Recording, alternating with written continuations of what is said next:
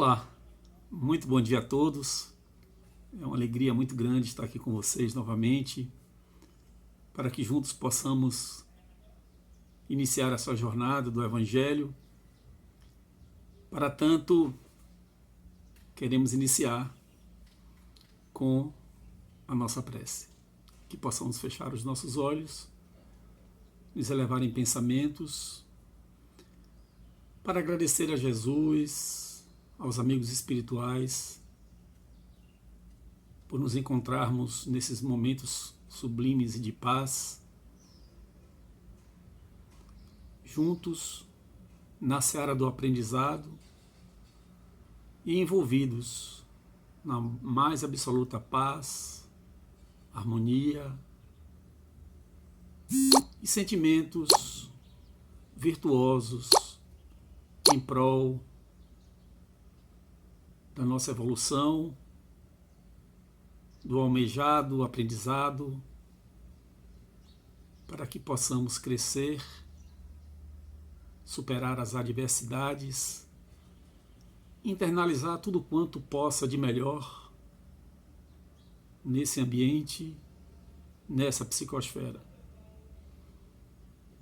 Que sejamos abençoados nesse trabalho e que tenhamos uma jornada exitosa.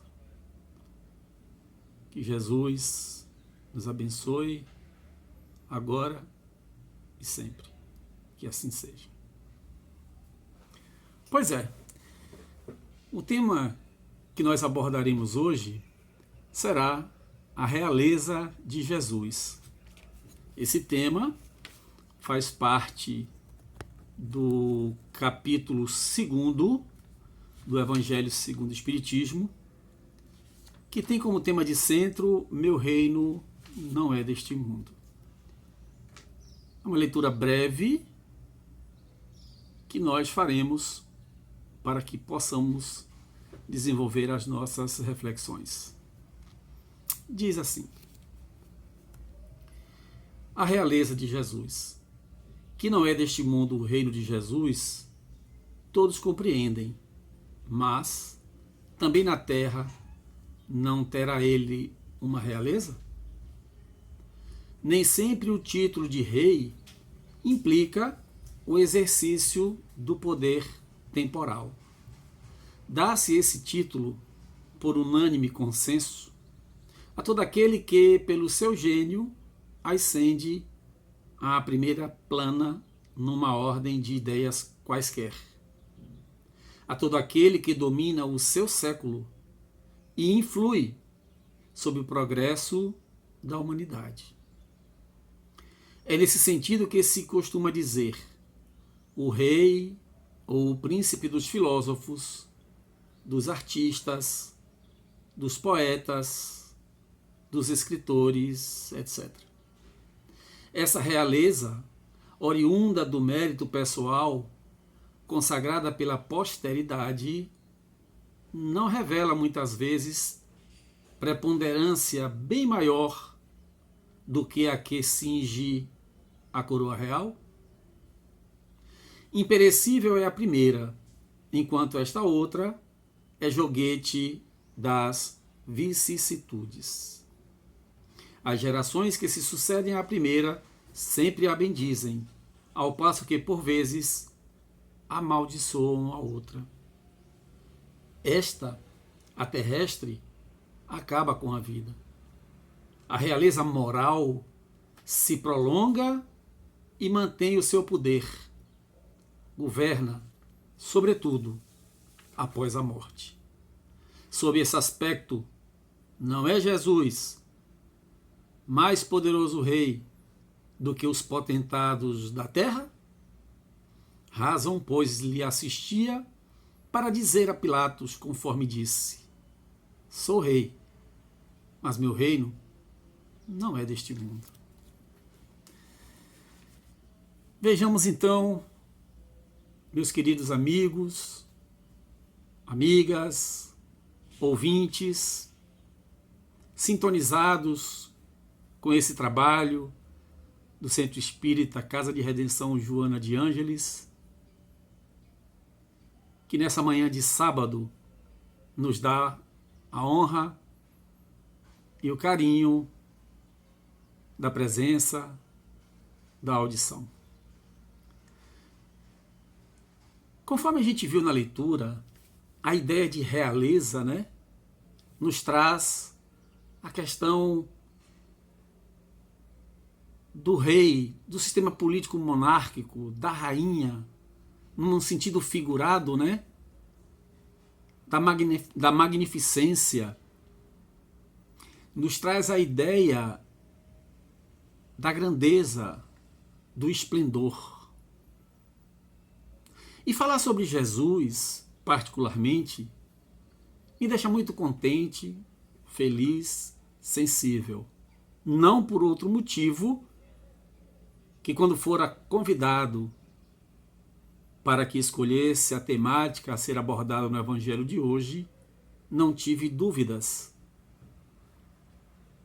sobre a escolha da temática em que eu possa sempre estar próximo e difundir os ensinamentos de Jesus. Percebamos que no livro A Caminho da Luz, psicografado por Chico Xavier, pelo Espírito Emmanuel, a gente vai perceber que Jesus faz parte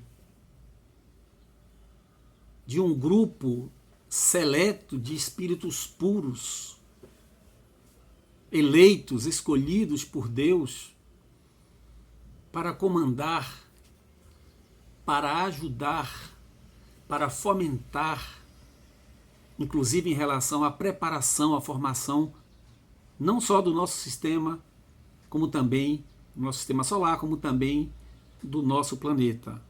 Aliás, do qual ele é o governador espiritual. E isso remonta, segundo nos trazem informações, a cerca de 4,5 bilhões de anos. Essa equipe, para se ter uma ideia, segundo a obra, só se reunira em 2 oportunidades. Quando do desprendimento do orbe terrestre, da nebulosa, bem como da vinda do próprio Jesus a encarnar aqui no planetinha azul. E falar de Jesus, a gente tem que falar também dentro de um contexto histórico, né? Algumas informações que nos são trazidas.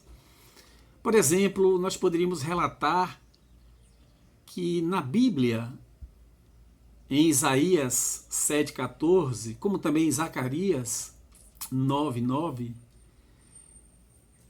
há menções claras acerca da vinda do Messias. Inclusive ali você percebe sobre a condição da sua mãe, né? Virgem. Zacarias fala até em vir num jumentinho. Enfim, em João, já no Novo Testamento, com Fotina, a iluminadora, em João 4,25, ela também aborda sobre saber da vinda daquele Messias. Portanto, era esperada a vinda de Jesus. Convém salientar que à época dele já existiam muitos falsos profetas. Lembro-me no livro, salvo engano, Zelota de Reza Aslan, sobre, por exemplo, um chamado o egípcio Astronges, outro chamado Menahem. Enfim, não era incomum alguns se auto-intitularem o Messias. Também poderíamos, a nível de história, nos reportar a Flávio Joséfo, que escreveu na sua obra A Antiguidade sobre a menção de que um sumo sacerdote chamado Ananus, teria ceifado a vida por apedrejamento de um irmão de Jesus, citando o próprio Jesus como sendo aqueles a quem o chamavam de Messias. Portanto, Jesus está presente até hoje entre nós. A bem da verdade, muitos o desconhecem. Outros o ignoram. Mas é fato que a presença dele é real entre nós. E podemos até também deixar claro acerca do quanto ele procurava retirar, naquele momento histórico, aqueles agentes geradores das aflições que esmagavam as pessoas. Falar de Jesus é falar de sensibilidade. Falar de Jesus também pode-se dizer que é falar de austeridade, mas é algo que nos transporta, muitas vezes, para as nossas reflexões mais profundas. Percebamos que nos evangelhos sinóticos, nos ditos sinóticos, os 3 canônicos, Mateus, Marcos e Lucas, também existem ali as referências em que devem ser lidos esses 3, um completando o outro, porque é como se fosse uma sequência, de fatos, muitas vezes com as mesmas palavras, diferentemente do de João. E dentre esses 4 ditos evangelhos, nós vamos perceber que há aqueles retratos com a simbologia que diz respeito a cada um. Por exemplo, o Evangelho de Mateus traz a figura do homem que representa a humanidade, já o de Marcos traz o leão, que significa a realeza. O de Lucas, o boi, a submissão. E o de João, a águia, a divindade. Percebamos como a relação com Jesus é importante, nos causa, de certa forma, uma transcendência, uma oportunidade única de refletir e de tentar, quem sabe, nos arvorarmos para conhecê-lo. E foi justamente isso, com tenra idade, oriundo de uma família simples, do interior, de berço católico, em que aos domingos também, como meus irmãos e como muitos outros, e como muitos de vocês que estão nos assistindo agora, éramos conduzidos para as missas, batizado, crismado, enfim. Não o conhecia, embora o chamasse de Deus, o reverenciava. Não conseguia distingui-lo se era de fato o homem ou se era um mito. Para tanto, fora necessário refletir sobre alguém tão desconhecido, mas ao mesmo tempo tão próximo. Porque em estado a sair do interior, mais ou menos com 14, 15 anos, para vir para a cidade grande, deixando os pais, os irmãos. Sem sombra de dúvidas, a figura de Jesus, ora como pai, ora como irmão, mas a fé, a confiança naquele que nos ensinara acerca da verdade, do caminho da verdade da vida. Mas não é só isso. Falar de Jesus é falar também de um revolucionário, de alguém que nos instiga de verdade a procurar nesse conhecimento, observar o quanto alguém que trouxeram uma linguagem nova, embora dissesse que não teria vindo destruir a lei, mas que fora de encontro ao maior império que a humanidade já conhecera. E como Jesus, por exemplo, contrariou, e como Jesus, em face daqueles fariseus, saduceus, fariseus eram aqueles que interpretavam as leis, pessoas de condição como se fosse hoje de classe média baixa. Já os saduceus eram mais ricos, de uma condição melhor, proprietário de terras e assim por diante. Mas o fato é que Jesus iria trazer um conteúdo que jamais alguém teria trazido. Sim, muitos falaram de amor, mas amor ao inimigo? Não aceitaram, não entenderam ou não quiseram aceitar. Olha o quanto Jesus nos aponta um caminho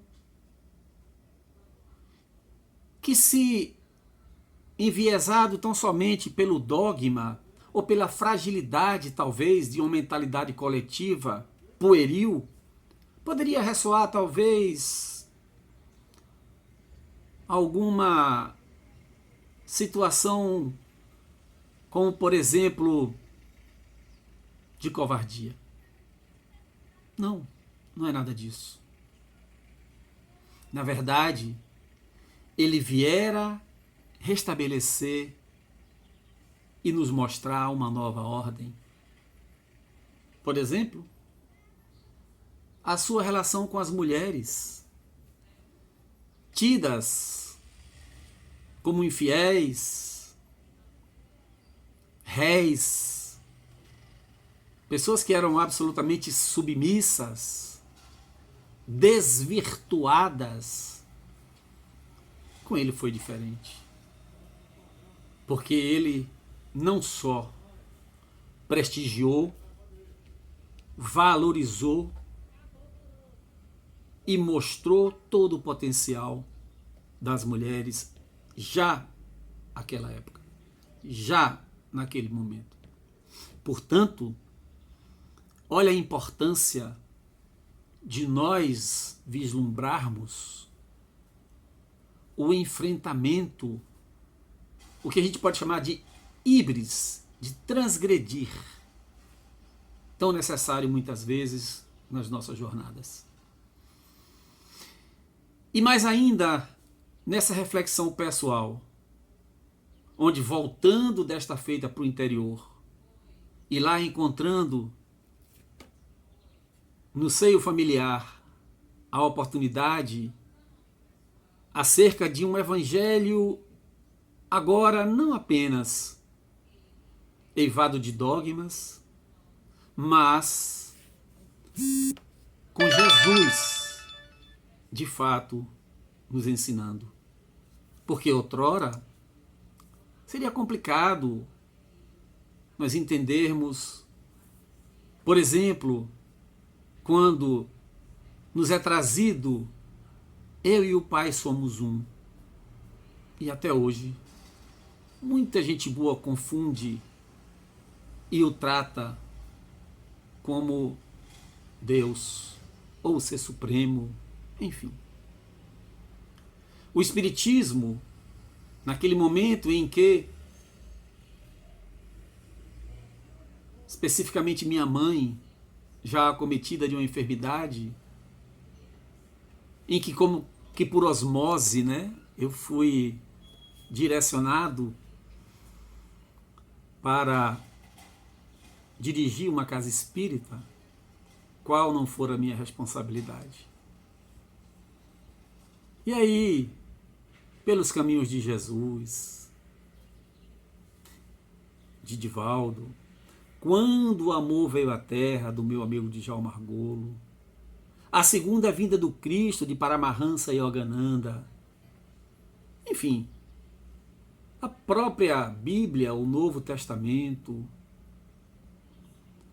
o que Jesus disse, o que Jesus não disse, de Bart Ehrman, são vários dos livros, vários, com os quais tive que investir para me aproximar cada vez mais do conhecimento acerca de Jesus. Portanto, o Espiritismo como lente que torna a nossa visão mais nítida se configura nesse presente do divino, através dessa deferência pelos espíritos que inspiraram e que construíram essa doutrina maravilhosa. Aliás, lá no Livro dos Espíritos, na questão 625, quando Kardec questiona sobre o tipo mais perfeito para servir de guia e modelo para a humanidade, olha o que Jesus, olha o que os espíritos respondem. Vede Jesus. Então, como é importante tratar desse tema.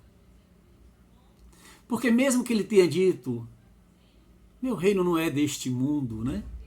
Aliás, na conversa lá atrás com Pilatos, quando ele é advertido sobre ser rei, ele responde, tu dizes, sou rei.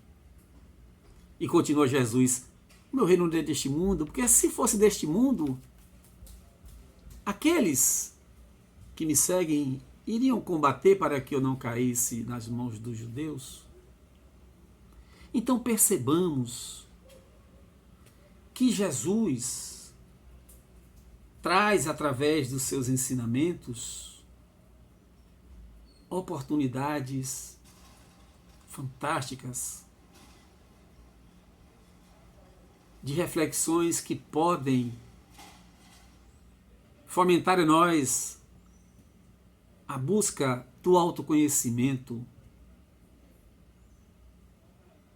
de descobrir-se revelando, né, através do que é em essência, de resgatar do inconsciente para a consciência, de se transformar, de fazer valer a oportunidade de se iluminar, colocando muitas vezes naquilo que já absorvera, de fato posto em prática com aquilo que lhe opõe. Portanto, quando a gente escuta o amor a Deus sobre todas as coisas e ao próximo como a si mesmo, e buscar ser perfeito como o Pai é perfeito. E olhe que isso, só isso aí merece uma palestra, né? Mas, vamos adiante. Jesus foi um divisor na história da humanidade. Tanto que no mundo inteiro, né? Mas especificamente em relação ao Ocidente, nós tratamos como antes e depois dele. Jesus nos traz que nós devemos fazer ao outro aquilo que gostaríamos que o outro fizesse conosco. Olha que simplicidade. Nos traz também acerca de perdoar 70 vezes, 7 vezes. Quem quer que tenha uma calculadora aí, tente fazer esse cálculo, porque não vai conseguir. Portanto, perdoar ilimitadamente. Algumas outras características poderíamos apontar, como por exemplo, Jesus ficou apenas 3 anos pregando, né? Olha como Jesus operou. Ele não deixou nada escrito. Muitos dos seus ensinamentos, que podem parecer até muitas vezes absurdos, mas também Jesus falava por parábolas, para que alcançasse, digamos, para que o povo alcançasse o verdadeiro sentido do que ele estaria a falar. Então, quando se fala de Jesus, como eu disse no início, se fala de sensibilidade, e eu não tenho como, ao estar abordando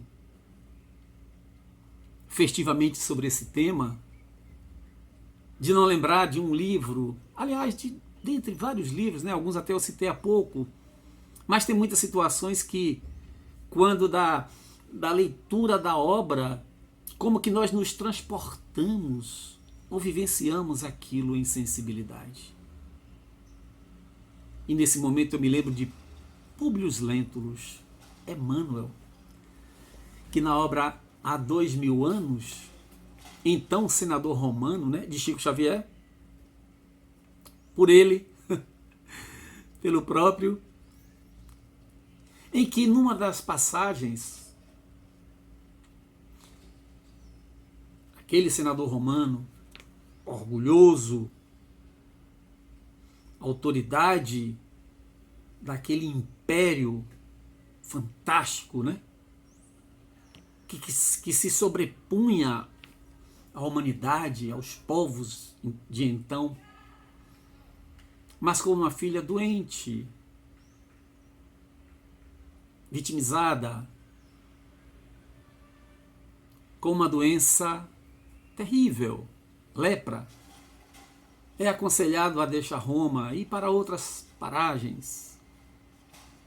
E resolve ir para Galileia, por conta da temperatura, enfim, da natureza, do ar puro. E justamente vai encontrar, naquele momento, com a sua esposa Lívia, em meio à sua filhinha definhando, embora utilizando-se das limitações da época nas questões de tratamento, mas ainda assim a pequena sofria bastante. Claro que Lívia, através de Ana, sua criada, ouvira falar daquele Galileu, dos seus prodígios, da sabedoria das suas palavras.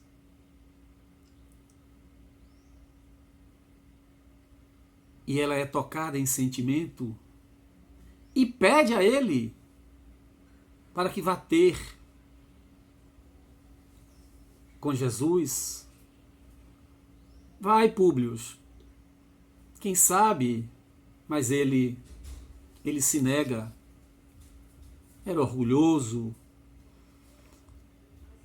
talvez entendesse a Jesus como sendo mais um dos feiticeiros, ou daqueles que estariam numa condição, quem sabe, enviesado pela loucura, enfim. Até que em meio ao sofrimento da filha, num determinado momento ele diz a ela: filha, o que você quiser me pede. Queres que eu traga, que eu mande buscar em Roma os melhores brinquedos? O que é que você quer? E ela vai dizer: papai, eu quero o profeta. Eu quero o profeta. Profeta de Nazaré. E esse homem, então, eivado de sentimentos, quem sabe pela sensibilidade, pela infantilidade, pelo pedido da pequenina, vai dizer à mulher que sim, que o fará, porém, que se colocará, quem sabe, numa postura, gente, de um encontro como se fosse de coincidência, que ele sairia visitar uma fonte num horário em que ele já saberia que Jesus poderia estar, mas não de uma forma direta. Ele iria ter com Jesus, como de fato foi. E nesse local, naquele momento, sensibilidade, amor, iluminação. Jesus vai dizer a eles: senador, por que me procuras? Fora melhor que fizesse publicamente na hora mais clara, durante o dia, para que você pudesse adquirir de uma vez e para toda a vida de uma lição que irá te acompanhar, que é a da fé e da humildade. Ele ouvia aquilo como se fora um sonho, um devaneio, absolutamente envolvido por uma psicosfera que desconhecia, impotente, curvando-se em pranto. Mas ouviria Jesus também dizer a ele que ele, Jesus, não teria vindo ao mundo para derrogar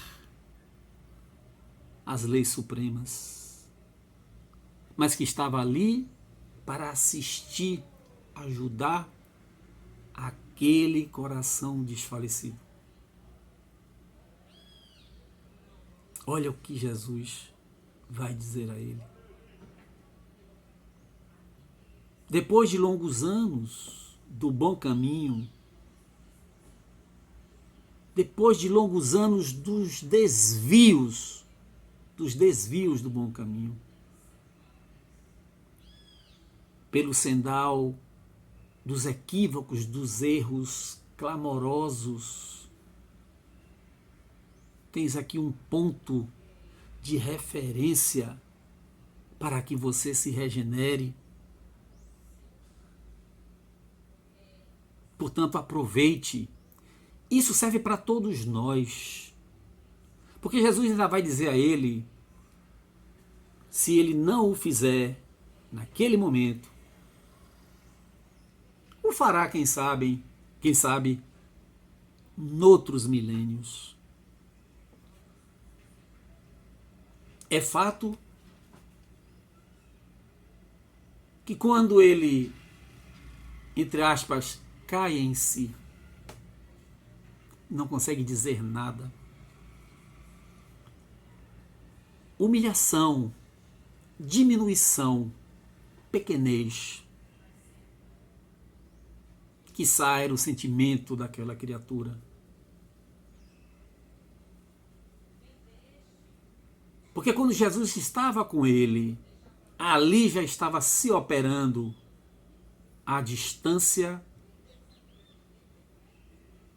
todo o processo de soerguimento e de cura da sua filha.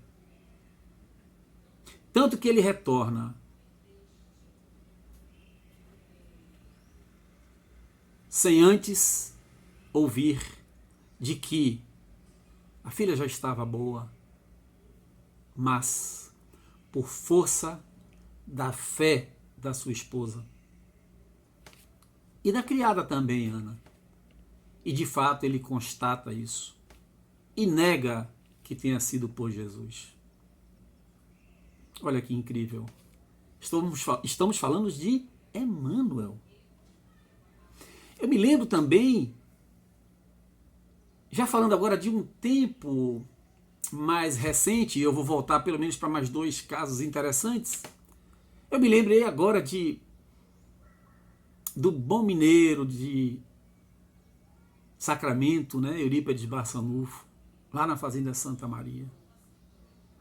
Que figura fantástica, né?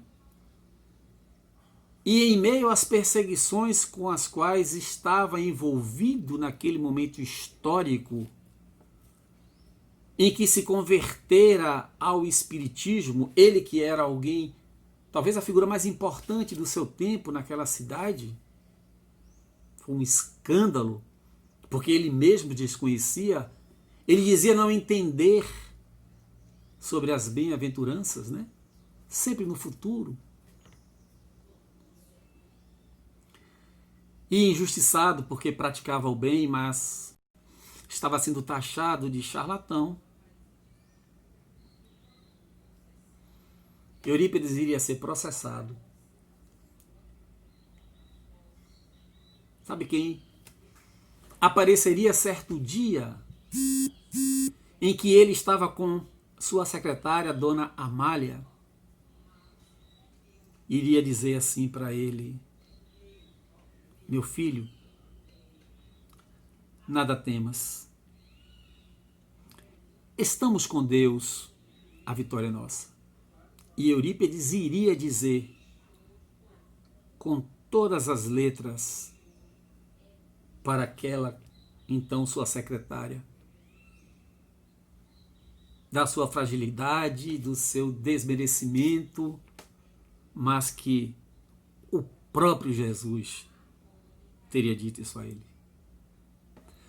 Como não falar de Jesus, da sua realeza, do seu potencial, de tudo quanto que de bom ele legou para a humanidade, e não nos lembrarmos, já que falamos, né, há pouco das mulheres, né? Por exemplo, daquela mulher equivocada, daquela mulher sem nome, da mulher adúltera, que em meio a ter sido flagrada, né, em adultério, e naquela época, né, bastava que a mulher olhasse para alguém e já estaria praticando adultério, não é como hoje. Ela que se unira com um homem, mas que estava sendo desprestigiada, deixada de lado, simplesmente olhara para uma outra pessoa com apreço, com simpatia. Mas os doutores da lei, que queriam justamente condená-lo, iriam propor para ele como se fosse, não, como uma pegadinha, né? Ó, mestre, foi flagrado de adultério, e aí? A lei diz que tem que ser morta, apedrejada. E tu que dizes? Conta-se que Jesus se agachou, colocou o dedo na terra. Aquele que tivesse em pecado, atira a primeira pedra. Não ficou ninguém, só ele e ela cabisbaixa. Ela não entendia, não sabia quem era aquele que tinha tanto poder. Mulher, cadê aqueles que te julgavam, que condenavam? Se foram, todos se foram, foram. Não condenaram, não, não. Também não o farei. Ela ainda continuava temerosa, né? Ao que ele vai lhe dizer: vá, não peques mais. Como se dissesse, para que não aconteça algo pior. Jesus era assim. Quem quer que cruzasse com seu olhar, jamais seria o mesmo. E ele iria ter com ela novamente para lhe dizer, inclusive, acerca do esposo, como de fato aconteceu. que ele a encontrara já e não reconhecera fragilizado, doente, mas ele iria dizer que Jesus foi bom apenas com ela. Ele saiu à procura da sua mulher para pedir desculpas, pedir perdão, sem saber que estava ali, nos braços e no colo da esposa. E ela iria assisti-lo, cuidar dele, embora ali ele tivesse a sua desencarnação. Como não lembrar do Cirineu, de Simão, de Cirene, que voltando lá do seu trabalho, simplesmente passando, mas que seria divertido e compelido a carregar aquela cruz, como era comum em algumas situações na época de Jesus, né? Serem conduzidos ao sacrifício. Aquele olhar mudaria a vida completamente dele, de Simão, de Cirene. Como não lembrar de Maria de Magdala, né? A quem ele trouxera a lição da imortalidade, aquela que de verdade apreendeu acerca da transformação, da reforma interior, do reverberar do sentimento verdadeiro, de uma nova pessoa com novos valores, autenticando o sentimento com o qual ela aprendera com aquele mestre. Como não lembrá-la daquela samaritana da fonte de Jacó, Fotina, que naquele momento em que Jesus lhe pede água, ela vai dizer: mas como você se dirige a mim, uma mulher? Você sendo judeu, eu sendo samaritana.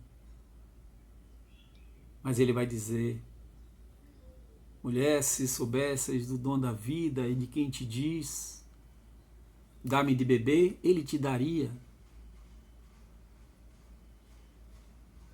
Mas da água viva, e jamais teria sede. Ela jamais ouvira aquilo, e ainda sentindo tudo quanto envolvia aquele momento, justamente asseverando acerca de que ele era um profeta.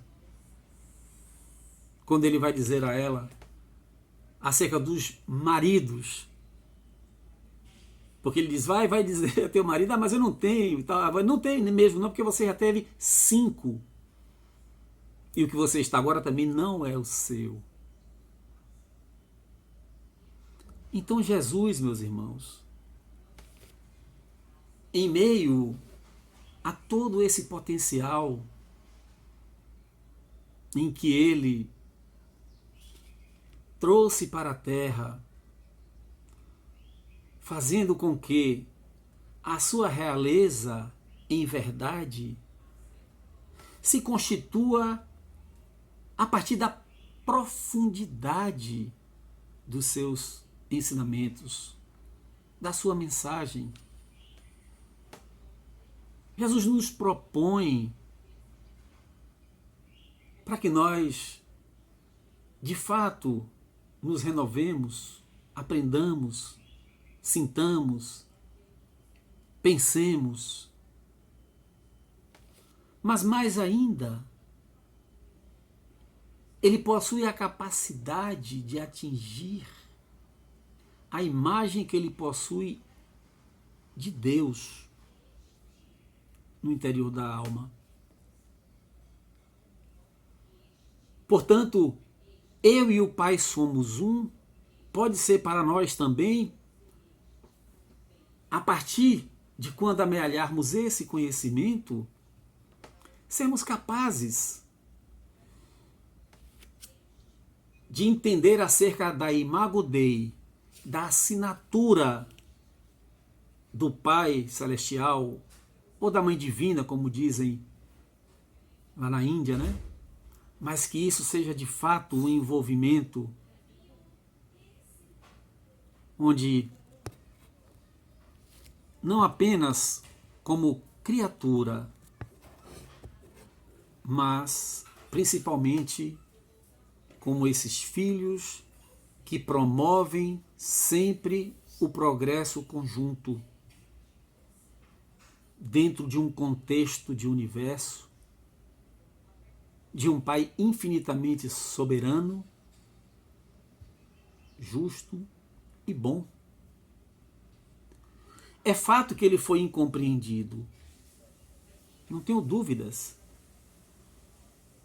e que muitos ainda, por desconhecê-lo, continuam repetindo a sua condição ainda infante, diferente daquela menção de que deixai vir as minhas criancinhas, aquelas então que podem ficar despertas, que querem de verdade sempre aprender a cada momento o primeiro passo, a primeira sílaba, enfim. Ele nos propõe que nós sejamos o sal da terra. Nos traz que somos luzes e que, portanto, que deixemos brilhar, reluzir em nós. Porque certamente quando eu me melhoro, quando eu me ilumino, eu estou a melhorar a tantos quantos estejam à minha mercê. O meu ambiente, o meu planeta e assim por diante. O universo.